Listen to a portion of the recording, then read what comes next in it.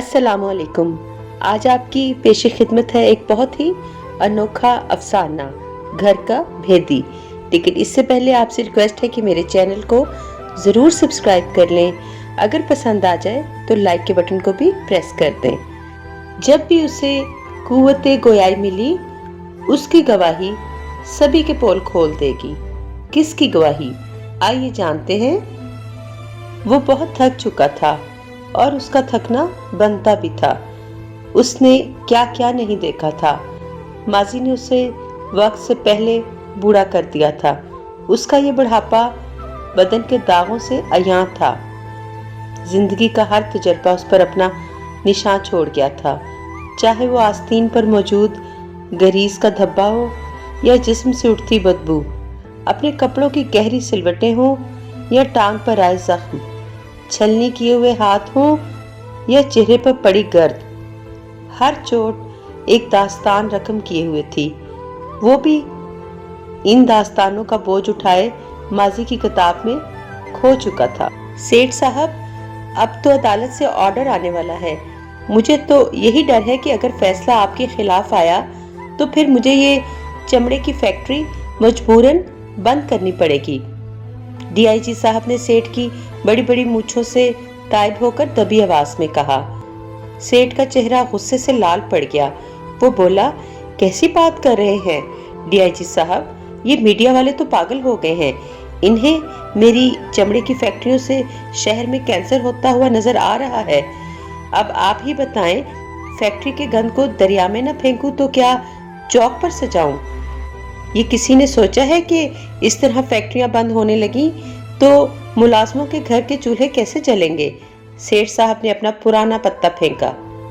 बात तो आपकी दुरुस्त है सेठ साहब, लेकिन मसला ये है कि अदालत में जान पहचान से मुझे पता चला है आपके खिलाफ केस बहुत मजबूत है। मामला रफा दफा करने के लिए कुछ खर्चा करना पड़ेगा। डीआईजी साहब ने आंखें घुमाते हुए दिल की बात कर डाली। सेठ साहब को भी अंदाजा था कि पानी सर से गुजर रहा है। उसने डीआईजी की ख्वाहिश के मुताबिक तवाज़े की और आइंदा तावन की भी यकीन दहानी करवाई। वो भी ये सब देख रहा था।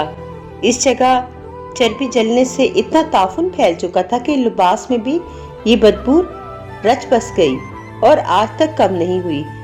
अभी उसकी उम्र ही क्या थी, मगर ये देखकर उसका दिल खून के आंसू रोने लगा था।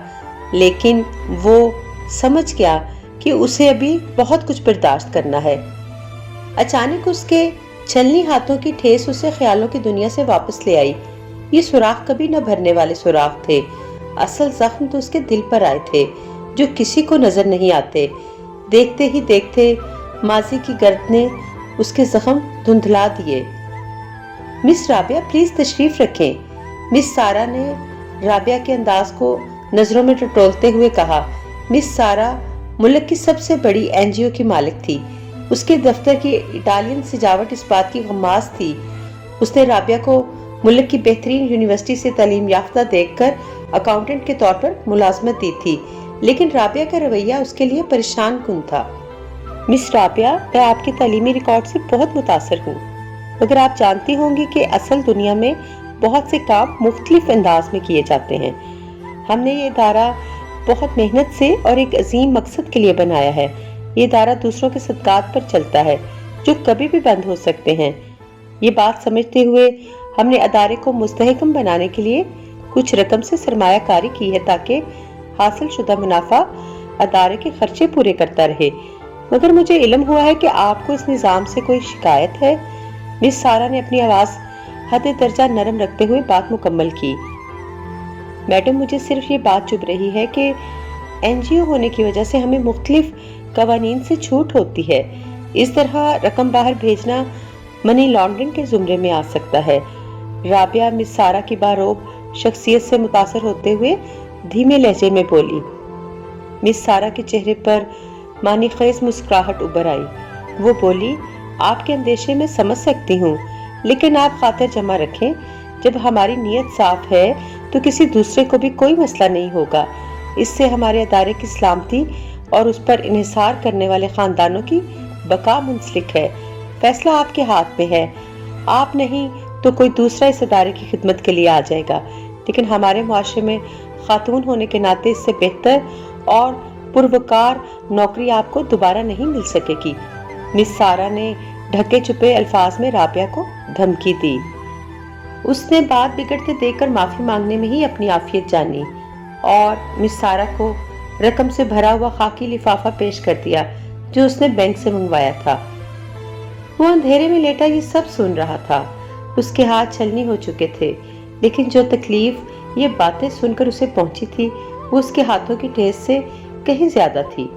یہ سب باتیں اسے بے چین کر رہی تھیں۔ اس کی آنکھوں میں غم کی شدت سے آنسو ٹمٹمانے لگے۔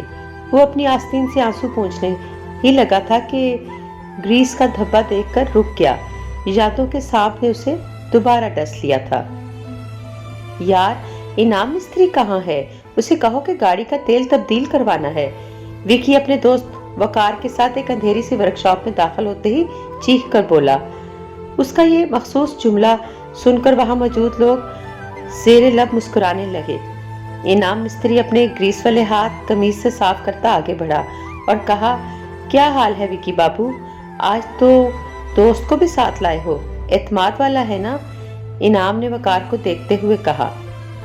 وکی ہاتھ نچاتے ہوئے بولا، ہاں یار، اپنا ہی بندہ ہے، لاؤ جلدی سے میرے امپورٹڈ کین تو لے کر آؤ، آج رات دوستوں کی دعوت ہے۔ وکی نے آنکھ مارتے ہوئے انعام کے ہاتھ پر پیسے رکھے۔ انعام مستری نے جلدی جلدی پیسے گنے اور اندر سے لفافہ اٹھا لایا۔ یہ لو بابو، اس دفعہ کا مال بہت خاص ہے، افغانستان سے سمگل کروائی ہے جو امریکی فوجیوں کے لیے جاتی ہے، ایک کین سے ہی دھت ہو جاؤ گے۔ انعام مستری نے ہلکا سا کہکا لگاتے ہوئے کہا۔ وکی نے پرجوش انداز میں لفافہ تھاما اور باہر نکل گیا، لیکن وہ ورکشاپ میں ہی رہ گیا تھا۔ اس کا یہ سب دیکھ کر دم گھٹنے لگا، مگر کسی کو پرواہ نہیں تھی، سب اپنے حال میں مست تھے۔ ایسے واقعات سے تو اس کی زندگی بھری پڑی تھی۔ اس نے اپنی زندگی میں فرشتہ چہرے سے سجے شیطان بھی دیکھے اور گنہگار بندوں کے اندر فرشتہ صفت بھی۔ وہ کڑتا تھا مگر بول نہ پاتا۔ ابھی اسے بولنے کی صلاحیت نہیں ملی تھی کیونکہ وہ کرنسی نوٹ تھا۔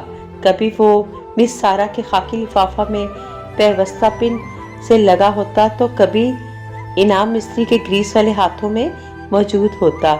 وہ گلی گلی چپا چپا گھوم چکا تھا۔ اس کا سینہ بہت سے راز سنبھالے ہوئے تھا، ایسے بھید کہ اگر کوچہ عام میں کھل جائیں تو بہتوں کو منہ چھپانے کی جگہ نہ ملے۔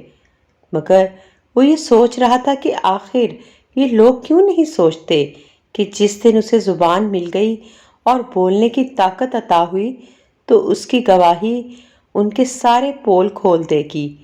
کہیں آپ بھی تو اپنے کرنسی نوٹ کو بے زبان نہیں سمجھ رہے؟